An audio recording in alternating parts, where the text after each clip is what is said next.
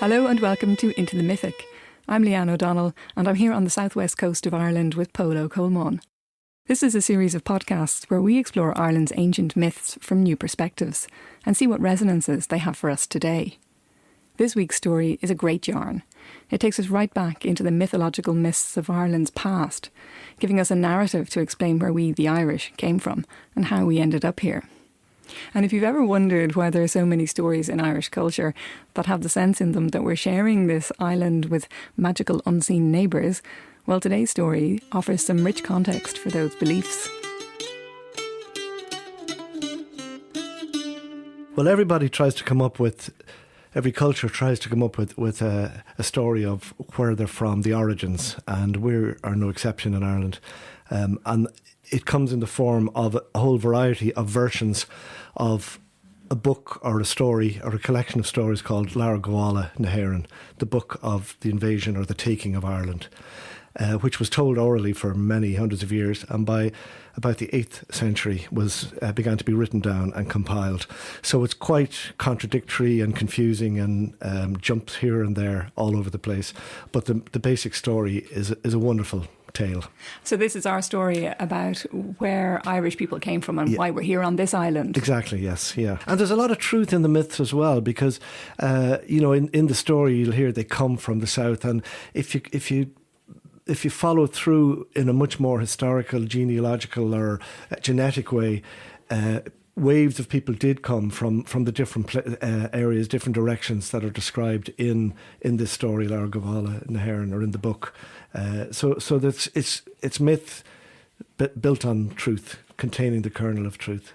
Yeah, and as you say, this kind of an origin story, a creation story that we need to understand who we are and why we're here. Yes, and why we are the way we are. Wow, it'd be great if we could explain all that with one story. Just hang on. Okay. Stay tuned and you'll find out. Okay, well, tell us the story then. Well, our story begins really in northern Spain, most likely, somewhere like Galicia. And there was a king there called Mil. Now, his brother, he had earlier left. He had built a tower called the Tower of Eber, and from the top of that tower he saw this distant land, green and beautiful, verdant, which is Ireland, and he became obsessed with it, and he sailed to it and he never returned. So that was very strongly in their mythology, or their culture. But Mil anyway was the king of this kingdom, and a powerful man. But times were bad. There was a great drought, and he had 7 sons, the eldest of whom was Amergin, who was a seer who took after his uncle, and he began to have visions of this beautiful land as well. And the drought I mentioned was causing havoc, devastation. The cattle were dying, the crops were drying up. So times were becoming very, very hard. And the more he thought about it, or the more he slept, the more he dreamt, the more he saw these visions of this beautiful country away to the north. And he told his brothers about it, and they all became infected with this notion of going there as well. So the perfect place, the promised land. So they tried to get their father to agree and to come, and eventually he realised he couldn't hold on to them. They had to go. So they built 3 huge ships. Now he stayed, and many of the people stayed there. But Amergin and his brothers built 3 huge ships, and they sailed northwards, following Amergin's vision. You can't see to Ireland from the north of Spain or wherever it was, even from the north of France. So they had to follow his vision, and they've sailed north and they went through all kinds of hardships, and finally they arrived at this island way up on the east side. It's called Inverslane, which is probably where Slane is, the mouth of the River Boyne, which is probably no accident, because that was, later was one of the sacred rivers of Ireland, and Boine was one of the goddesses. We might talk about her another day. But they couldn't land because the people who were there, about whom we know not a lot, they were called the Tuatha De Dannan, the people of the goddess Danu, and they were kind of mythical beings for these sons of Mil, for these new arrivals, or they became, for their descendants, mythical beings. And they had various arcane powers, and they rushed down. They saw these ships coming, and they brought a mist and confusion, and they couldn't land there. So they kept sailing, and they sailed south and then west, and they arrived in Munster, in West Munster. And they came ashore at a place called Inverskena, which is just between West Kerry and South Kerry. And they made their way ashore there, and they marched inland up the Slieve Mish at the mountains in nowadays Corcoqueen at the Dingle Peninsula. And there they met a beautiful queen of the Tuatha De Dannan with all her attendants. And she was called Banba, and she was the wife of Macquill, the son of the Hazel. Now Hazel was one of the great properties of ancient Ireland in the stories, because it was wealth, it was food, it was shelter, it was everything. But anyway, she told them her name was Banba, and they moved on to find someone else, and they got to Slieve and there they found Fola, another beautiful queen, and she was the wife of Macecht, who is the son of the plough, and the plough was another one of these images, one of the main images of the people. And then they carried on, and they came to Ishna, the centre of Ireland, the navel of Ireland, as it was always called, and they met Eru, the most beautiful of them all, with the most followers and attendants, and she was the wife of Macgrania, the son of the sun. So they were kind of working their way up the hierarchy of the queens, the goddesses of this land. It's very interesting, and it's very archetypal, isn't it? So the first sister represents the hazel, which is nearly a hunter-gatherer sort of way of living, because you can eat hazels and you live in the woodlands. Yeah. And then the next sister represents the plough. Yes. So the next stage in human development, really. Yeah, and then the third sister, Eru, represents the sun god. Yes, yeah. Which is another development in human mythology anyway. And like everywhere else, the Dagda, the sun god, was the chief god in the Irish panoply. So to be the wife of the son of the sun is the top, as high as you can go. Very, very interesting. Very interesting. And they had to work their way up. So there's a kind of sense of pilgrimage too. They had to work their way through the country. Yes. And of course, all this time, they're being very gracious and very polite and very well-behaved and, greeting. And it's all very gracious at this stage, anyway. We're just here to say hello kind of stuff. Yeah, or to find out what's going on. Because they could see this country and it was full of everything, it was covered in woodland. There were deer on the hills, there were boar in the woods, there were salmon leaping in the rivers, there were berries and fruits. So it was a really a promised land, perfect place. There was plenty of room for everyone. So they didn't expect to have to battle for it at this stage. And interesting that they come from a place of drought and perhaps overpopulation, 7 brothers trying to all make a space for themselves. Yeah. And they come to this land of plenty with all these beautiful women. Yes, yeah. And then they arrive at Tara, which is kind of the 5th province. In Ireland, there were 5 provinces, but only 4 of them are actual. So the word in Irish for province is cuigu, which means 1/5, because Tower, or Tara as it gets translated to, was a province of the mind. It wasn't really a physical province, although there is a place. So they arrived at Tower, and there they found 3 kings, and they were the sons of Kermit Honeytongue, the sweet-spoken man who had passed on, and his sons were arguing about who would control the land. So they listened for a while to this in amazement, and then they stepped forward and introduced themselves and said, "Look, you're not happy. There's room for everyone. We can all share." But they said, "No, we're already fighting over who's going to get the big share of this. So we can't let you in." So they agreed that the Tuatha De Dannan, then the 3 sons, said, "Tell you what, if you make an offer, if it's a reasonable offer, we'll go along with your offer. But if it's not reasonable, and we're sure it will be, because you're reasonable people, good, well-meaning, honourable people. If it's not, we'll bring down all the power of our enchantments and kill you." So the sons of Mill gathered together and had a talk about it, and they decided they would they said, okay, we'll go back to our boats, we'll get back in the ships, and we'll give you time to prepare, because that was part of the problem for the sons. They weren't ready to face an invading army. And in those days, in those stories, you didn't take advantage of that. So they were going to go back to their ships, and then they would attempt to land. And if they managed to land, they would get the country, all of the country. And if they couldn't, if they were prevented by these three sons, the Tuatha De Dannan, from landing, they would go away, go home, and never come back again. I'm puzzled. I'm trying to make sense of why the three brothers would have made such a deal. Were they confident in their own abilities? Oh, they were. Yes, yeah. They were sure they could keep them away. That their enchantment would win the day. They had all kinds of arcane powers and skills and magic and enchantments and everything. Ah, okay, that makes more sense. So they were kind of like, well, off you go and see if you can land. Yes, yeah. Okay. But they reckoned without the power of poetry. So what happened? So they went back in their ships, and the Tuatha De Dannan then, the sneaky devils, they brought down this magic mist, and the sons of Mill couldn't find land again. They were attempting to land, and it took them 7 years or a year and a day or some magical length of time. It depends on the story you read. They wandered and wandered, and finally Amergin stood up on the prow of the lead vessel. They managed to stay in contact, and actually, during this time, there were storms brought up and everything, and some of them were killed. So they were starting to feel a bit annoyed at this stage.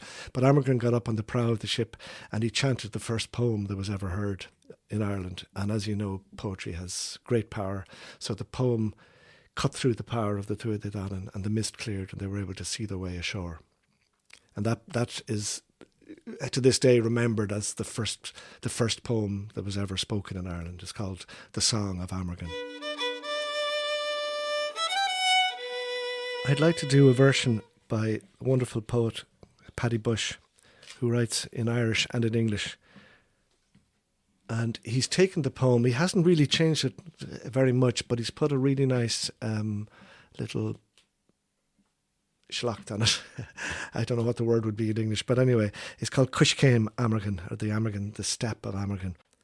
Setting his right foot on the land, Amergin said, "Am wind on sea, am wave swelling, am ocean's voice, am stag of seven clashes, am falcon on cliff, am sunlit dewdrop, am rarest of herbs, am boar enraged, am salmon in pool, am lake in plain, am learning's essence, am sharpened spear dealing death, am God who kindles fire in the head.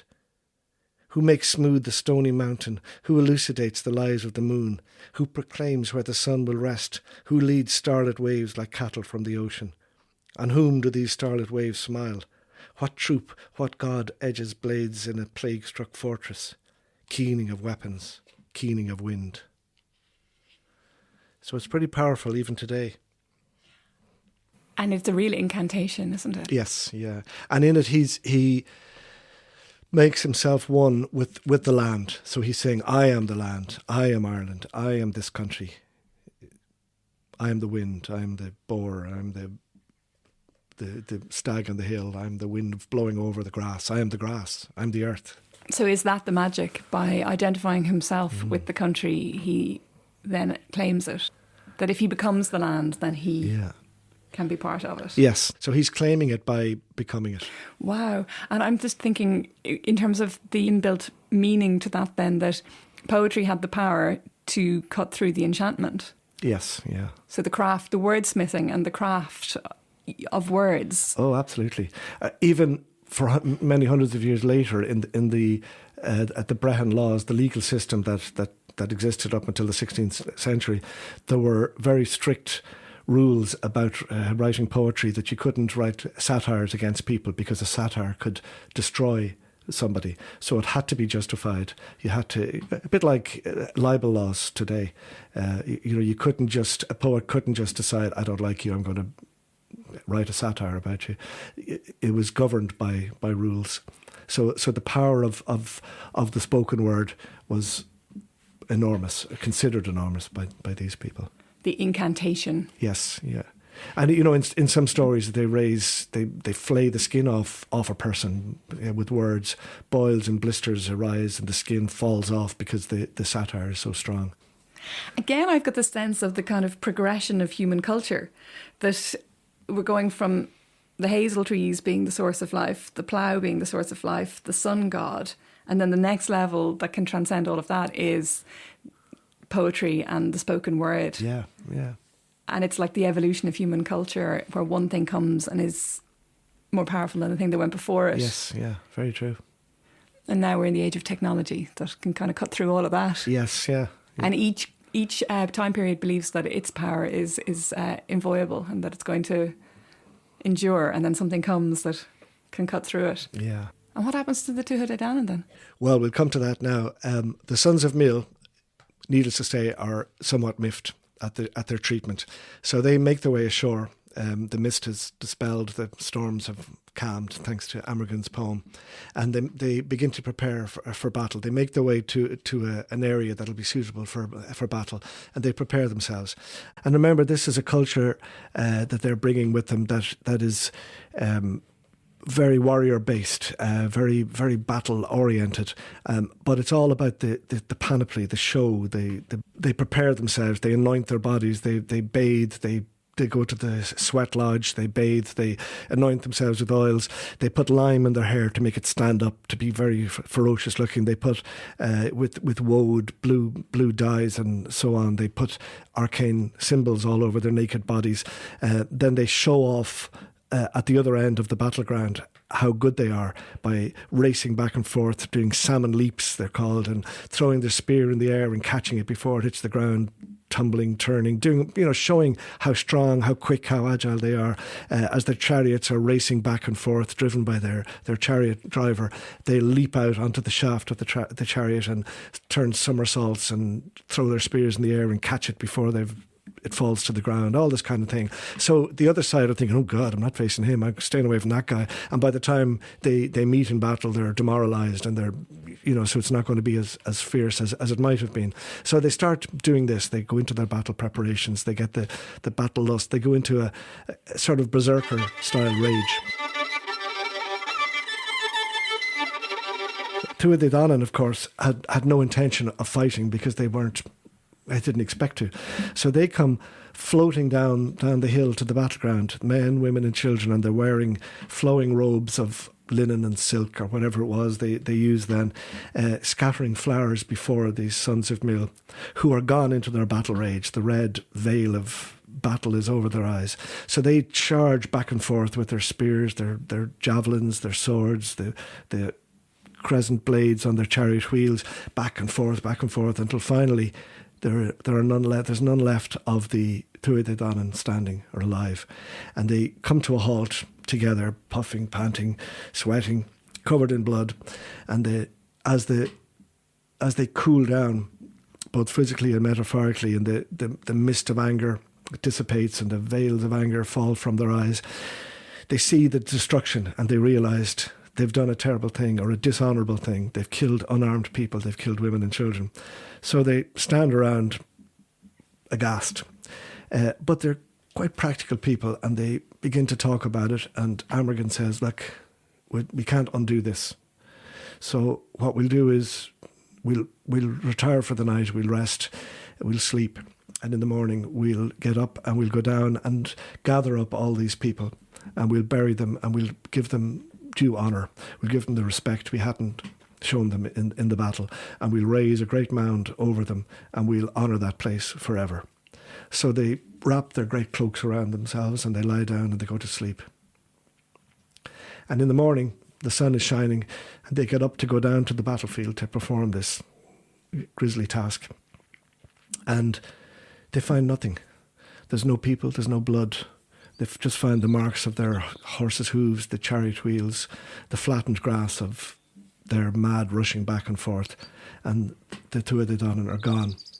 So gradually they realise that they have invoked their magic again. They haven't been killed. They have gone into the hollow hills. They've slipped away to another place that we can't see. There's a lovely expression that's used for this, that the Tuatha De Dannan, they turned sideways to the sun. So they're there, but they're not quite visible.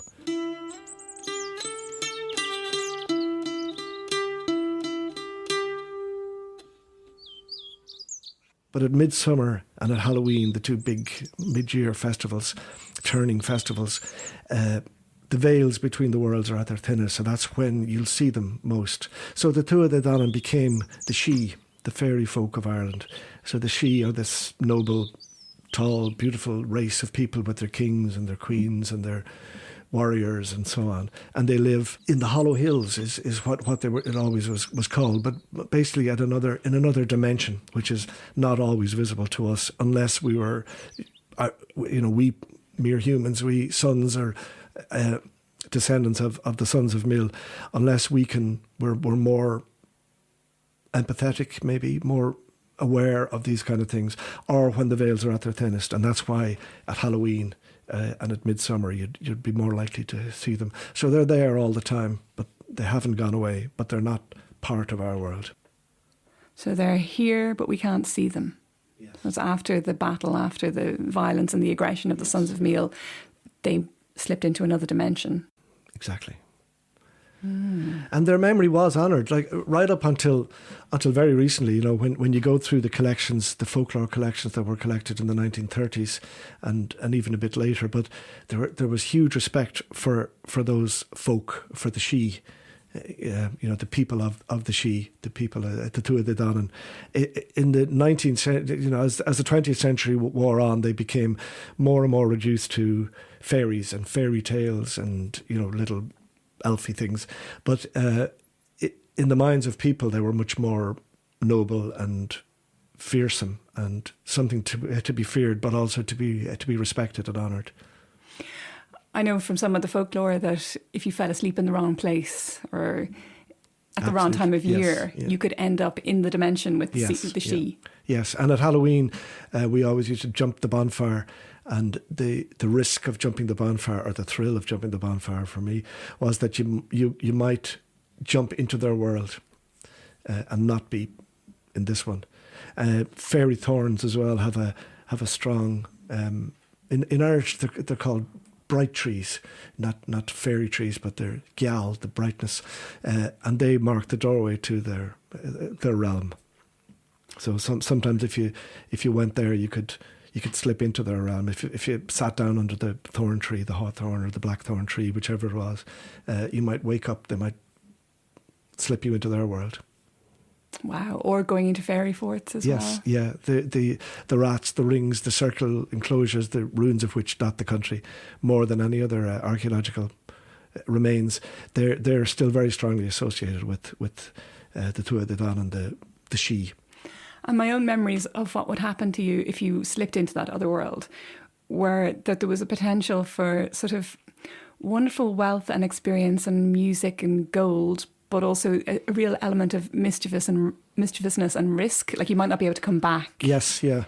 Or there are many stories of people who go in and come back, and various things happen. There's one of a fiddle player, and he was heading home after a wedding or some big hoolie, and he's going past the fort known as a fairy fort, and he hears music, so he knows that they're in there, the Sidhe are playing. So he sneaks up and he's listening to try and learn some new tunes, and of course they know he's there, so immediately he's grabbed and he's thrown in front of the Queen, who's there in the middle, the beautiful woman, and he's terrified, and they know exactly who he is, they know him by name, and they ask him what he's doing there. So terrified, he tells them, I was just listening, you know me, I'm harmless, I'm just a fiddle player, I just wanted to learn some new tunes.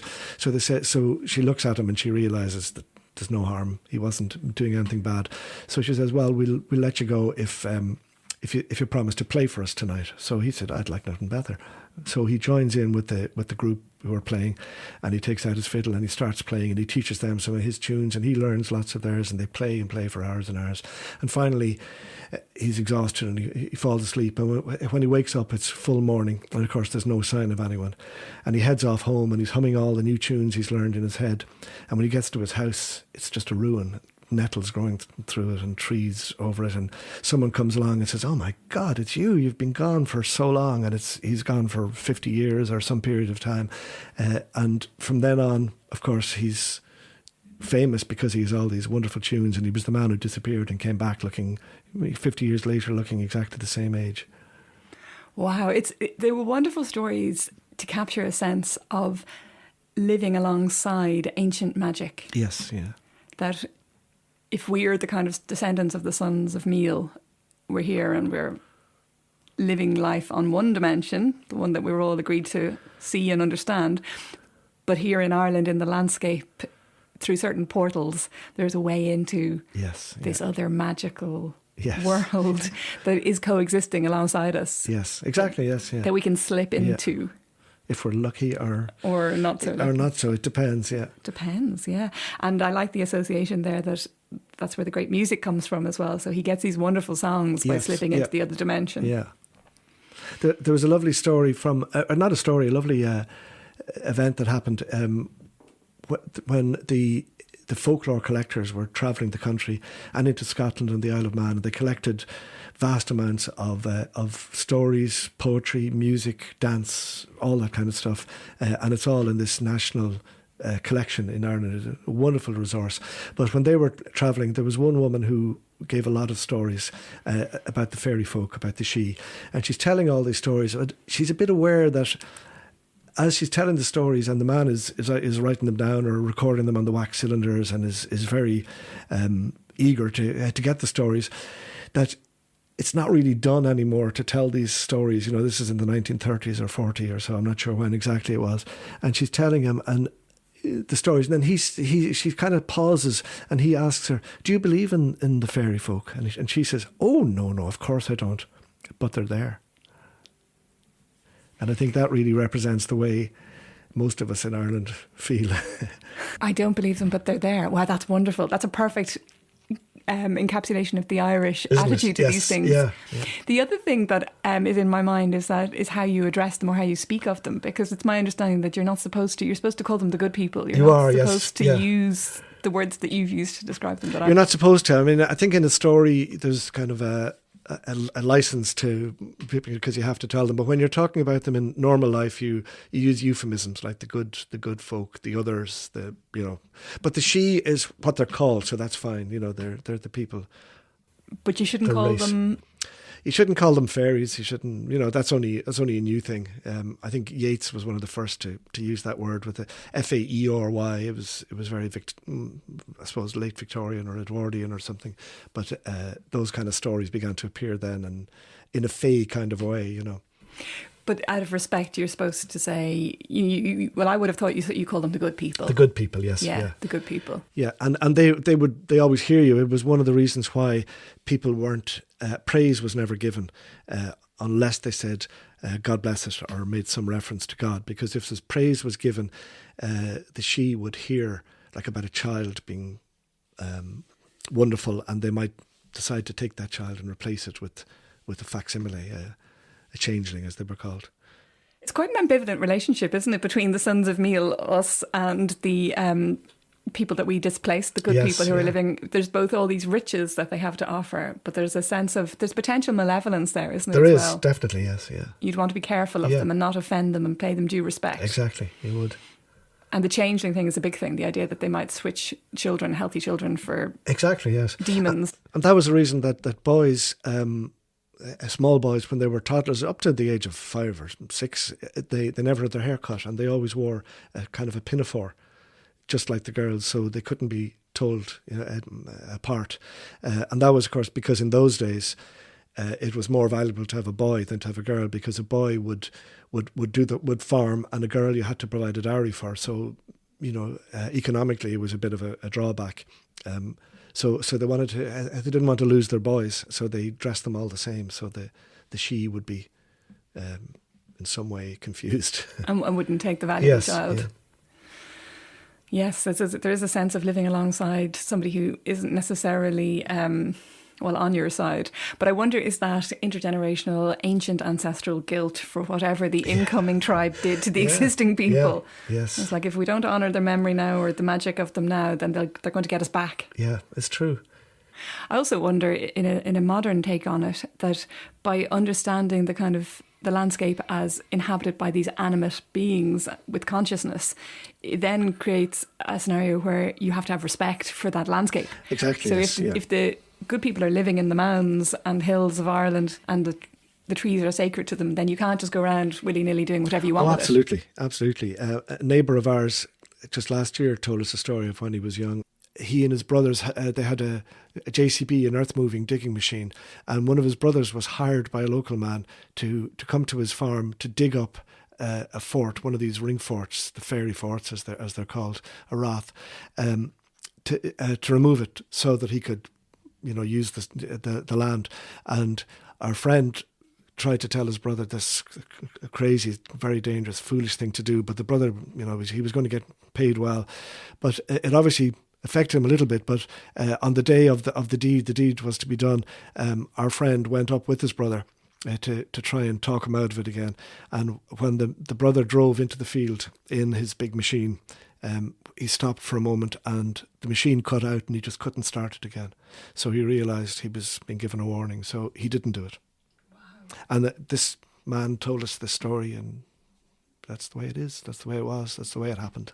Yeah, I believe it. And I've heard similar stories. So there's enough belief there for people not to want to risk it. Exactly. I know of one farm up in Clare, and a man, he was a returned Yank, they called him, when they went away and they did well in America, and then they came back with money. And he came back to improve the farm, and he bought a couple of neighbouring small farms, and he was hiring all the local men to work for him. So they were all very impressed by him, this man who'd done so well. But one thing about him was that he had this beautiful white leather trench coat thing that you'd only get in America, you'd only see in the films. So they really admired that and thought it was wonderful. But he had them out working one day in the field, and there was a thorn, a tree there, and they asked him he said, "Here, cut that down, we want to get that out of the way." And someone said, "Well, that's the fairy thorn." And he said, "Oh, come on. I've been in America, I've seen all this stuff, now you're being peasants." And they said, "Well, whatever, you do it." So he said, "I will." So he took a saw and he sawed off a branch, and it was hot and the coat was a bit heavy on him. So he took off the coat and he hung the white coat, the beautiful white leather trench coat, on the stump that he'd cut. And then he went down lower in the tree and he started cutting and cutting. And then next thing he fell over, a terrible pain down his left side, and they carried him home, and he died that night of heart attack. And nobody said that the she had killed him, the fairy folk had killed him, but his beautiful white leather trench coat that they all admired and desired so much hung on the stump of the tree until it rotted. So nobody would touch it? Nobody touched it. No one went near it. Well, I don't think I'll be cutting down any thorn trees anytime soon. Don't. Why risk it? Why risk it? Absolutely. I don't believe in them, but they're there. I don't believe in them, but they're there. No, I wouldn't even say that I don't believe in them. No, I wouldn't either. Yeah. I wouldn't want to say that out loud. Yeah. I do believe in them, and they probably are there. Yeah. They're a wonderful set of stories. And it does, funnily enough, for me, really explain something about what it means to be Irish, because we started off by saying this idea of where did we come from and why are we here and why are we the way we are? Yeah. But there's something about those stories that explains something to me about my own psyche, which has got this sense of living alongside something magical. Yes, yeah. And I think that a lot of Irish people do have that. Yes. We have that sense that there's something else just out of the corner of our vision. Yeah. And we need to have that for so many reasons. One, like a very basic one, is if we don't respect the earth, we're doomed to destroy it, with global warming, for instance, or just cutting down everything, or bringing in monoculture. We have to feel there's something bigger than we are. Yeah, and without getting too political about it, or even local political about it, there's so much rock breaking going on in our beautiful landscape at the moment. Yeah. These big machines are breaking up what would have been seen as very poor land and turning it into grazing. Yeah. But the landscape's being totally transformed. It is, yeah. Without any sense of it having any value as itself. Yes. It's just something to be shaped into a nice green flat field. Yeah. It's a very different mindset. I don't think anybody would have been doing that 100 years ago, even if they had the equipment. Yeah, exactly. Even 50. Yeah. Things are changing. Thank you, Paul. There's a real cornucopia of stories today. I feel like there's been a real richness in all the story. Well, there would have to be, when you think of the Irish and the way we are and we have been for these hundreds of years, there's so much. There's music, there's poetry, there's fighting, there's everything, so. And there's living alongside the unseen magic. and there's also the storytelling. Thank you very much, Paul. That's been a really interesting conversation. Thank you. Into the Mythic is made possible by the generous support of Wild Goose Studios, a family-owned craft studio based in Kinsale, County Cork.